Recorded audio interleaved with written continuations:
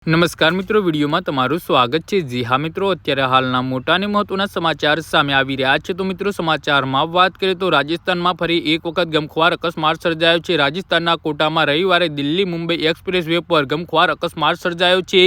ચેચર toll plaza પાસે એક ઝડપી કાર પાછળથી ટ્રક સાથે અથડાઈ હતી। ટક્કર એટલી ગંભીર હતી કે ચારેય મુસાફરોના ઘટના સ્થળે જ મોત નીપજ્યા હતા। અકસ્માતની માહિતી મળતાની સાથે સમગ્ર વિસ્તારમાં હડકંપ જોવા મળ્યો હતો। આ સાથે જ સ્થાનિકો દોડી આવ્યા હતા।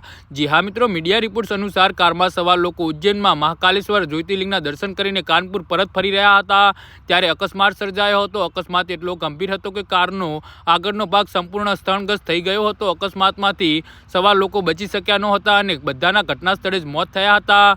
મૃતકોની ઓળખ કાનપુરના રહેવાસી તરીકે થઈ છે।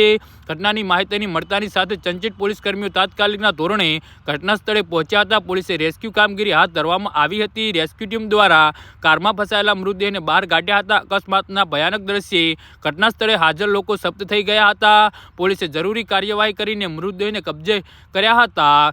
જી હા મિત્રો, તો આના વિશે તમારું શું કહેવું છે તો નીચે અમારી કમેન્ટ બોક્સમાં જરૂરથી જણાવજો અને અમારી યુટ્યુબ ચેનલને સબસ્ક્રાઈબ કરવાની ભૂલતા નહીં। ધન્યવાદ।